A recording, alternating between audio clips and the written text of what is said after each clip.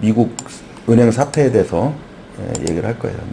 이제 이거는 이제 경제 원리예요. 경제 원리. 자, 지금 내가 말할 거는 이제 미국 은행 파산, 은행 파산에 대해서 얘기를 할 거예요. 그러니까 뭐냐면 이게 이제 터진 거는 이제 갑작스럽게 터졌어요. 예? 터져가지고 이제 그것도 휴일날. 그래서 여러분도 알겠지만 실리콘밸리라고 그지 얘기는 많이 들어봤을 거예요, 그죠? 예. 실리콘밸리 SV라는 거는 실리콘밸리의 약자고 B는 뱅크의 약자예요. 그러니까 실리콘밸리 은행이야. 예? 근데 이게 이제 뭐냐면 간단히 요약을 하면 파산의 이유는 뭐다? 채권 투자에 실패한 거예요. 채권 투자. 예, 투자에 실패한 거예요. 투자에 실패. 근데 이제 뭐냐면 내가 이렇게 검색을 해보니까 대주주가 주식을 팔았더라고. 대주주가 주식을 파는 거야. 그게 이제 돌았겠죠. 도니까 인출 사태가 나온 거예요. 은행이 부실하니까 대주주가 주식을 팔았다는 얘기는 뭔가 징조가 나쁜 거지. 이게 이제 인출 사태가 벌어진 거야. 여기서 우리 대한민국에서 착각을 하는 게 뭐냐면 미국은 보니까 나도 모르지 보니까 다 써 있잖아. 똑같은 걸 보고 있어요. 나도 보고 있고 대한민국에 있는 주식 투자하는 사람들 다 보고 있는 건데 내용을 보니까 내가 판단한 거는 95% 준비금이 95% 이하로 내려가면 다운이 되면 미국은 거래 정지를 시키더라고. 이게 다른 거야. 우리는 은행이 부실나면 날 때까지 그냥 뒀다가 파산이 돼버리잖아요. 그럼 건질 게 없잖아. 미국은 이렇게 이 제도권을 바꿔놨더라고요. 보니까. 그러니까 인출 사태가 나니까 준비금이 부족하니까 그냥 거래 정지를 바로 시켜버린 거예요. 문제가 확산 안 되게. 거래 정지를 시켜놓고서 수습에 들어간 거지.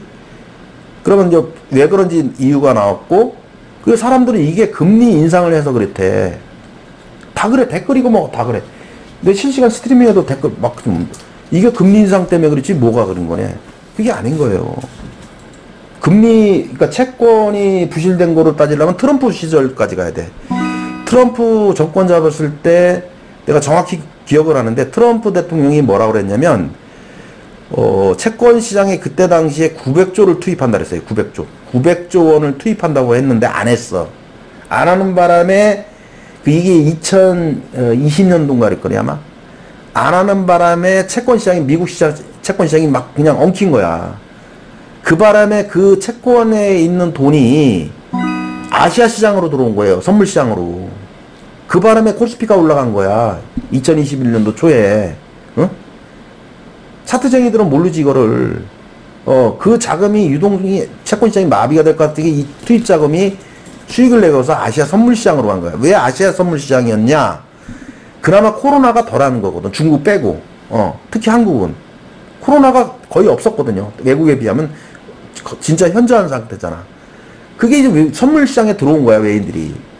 이거 선물을 끌어올리려면 삼성전자 현대차 같은 걸 주도주로 올려야 되니까 현대차와 삼성전자가 급등을 한 거예요. 지수를 올리기 위해서. 선물을 팔아먹기 위해서. 이게 이렇게 벌어진 거라고. 이걸 모르고 요새 CPI에서 소비자 물가지수 막 떠드는데 소비자 물가지수라는 거는 이미 금리 인상을 시작해서 진행 중에 있는 거예요. 그러면 물가가 상승하면은 이게 꼬리가 꺾이려면 많은 시간이 걸리는 거야. 금리 인상을 한 효과가 즉시 나타나는 게 아니에요. 예. 금리 인상을 하고 어느 정도 시간이 가야 돼. 왜냐면 시중에 돈이 좀 말라가야 되거든. 인플레이션을 막기 위해서. 인플레이션의 반대는 뭐예요? 인플레이션의 반대는 디플레이션이야.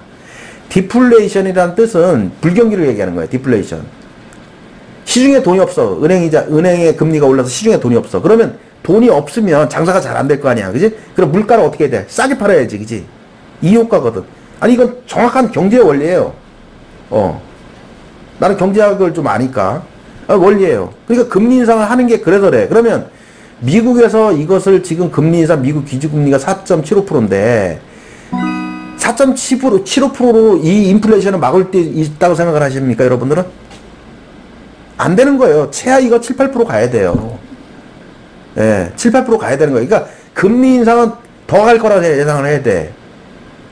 지금 약간 인플레이션이 꺾였다 그래서 멈추면 얘는 그 수평으로 가겠죠. 그죠? 그죠? 이걸 더 꺾으려면 금리는 계속 올릴 수밖에 없는 원리가 성립이 돼요. 그러면 미연준에서는 금리 인상, 인플레이션을 한 다음에 두 가지 효과를 보려는 거예요. 미 연방준비은행은 국가은행이 아닙니다. 은행이 아니에요. 미 연방은행.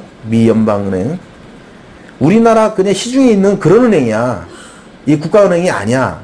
근데 얘들은 권한이 엄청 좋은 게 뭐냐면, 이런 연방은행이 돈을 버는 건 뭐냐면 옛날에 부실한 기업의 주식을 사가지고 아니면 회사를 사서 회사가 정상화가 되면 비싸게 팔아먹고 해서 돈을 많이 버는 회사야. 근데 여기는 뭐냐면 얘들은 무슨 짓을 하냐면 화폐를 찍어내. 웃기죠, 그죠? 우리나라는 조폐공사에서 화폐를 찍어내잖아. 조폐공사에서 한국은행에서 발행을 하고, 얘들은 미 연방 연준위는 화폐도 발행해. 권한이 엄청해. 미국 정부에서 뭐냐면 연준에서 돈을 빌려다 써요. 그 정도 규모가 큰, 덩어리가 큰 기관이란 말이야. 그러니까 배짱이 있지. 얘들은 생각하라는 거지. 분명히 시간이 가면 부양책이라는 게 나오게 된다고. 그지? 그러면 부양책이면 우리나라는 뭐 100조다 200조다 떠들지만 미국은 최소 900조에서 2000조를 투입해야 돼. 네? 900조에서 2000조를 투입을 해야 된다고. 미국은. 또 하나 뭐냐면, 미국이란 나라는 뭐냐면, 우리나라는 화폐를 찍으면 금을 예치한다든가 이렇게 하는데, 미국은 그런 게 없어요. 얘는 그냥 책 찢듯이 그냥 발행하는 거야. 그냥 발행하는 거야. 요번에 이제 한국도 거래소를 더 만든다 그랬죠? 한국 거래소 하나로 하는데 그 이하의 증권거래소를 더 만든다 그랬어. 그지? 자, 미국은 증권거래소가 몇 개냐면 13개예요. 우리나라는 하나지만. 미국의 증권거래소는 13개라고. 미국의 시장 규모로 알겠죠? 주식시장의 규모로 알겠죠? 그죠? 야, 한국도 이제 어제 내가 보도 나온 거 봤어요. 그러니까 한국 거래소 밑에 거래소를 부수적으로 몇 개 더 설치를 하려는 것 같아. 적극 환영, 나는. 그래서 미국은 이런 자금이 들어갔더니 연준에서는 이 금리 올리는 거는 은행에 막대한 이익이 들어가요. 얘들은 무조건 올리려고 할 거야. 그리고 또 하나 뭐냐면 경제 원리에서 긴축정책이라고 그래요. 긴축정책. 이걸 긴축정책이라고 그래요. 지금 미국에서 하는 거를. 인플레이션을 막기 위해서 시중에 있는 자본을 은행으로 끌어들이는 거야. 그럼 시중에 돈이 없어. 그지? 그러면 어떤 현상이 나오냐면 제2의 기업들이 쓰러지게 돼요. 부실한 기업들은 쓰러지게 된다고. 그지?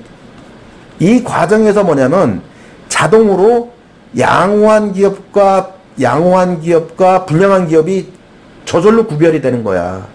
그럼 이 정책이 펼쳐나갔을 때 쓰러질 기업들은 쓰러지고 살아있는 기업들한테 투입을 해주면 자본이 올바르게 쓰이겠죠.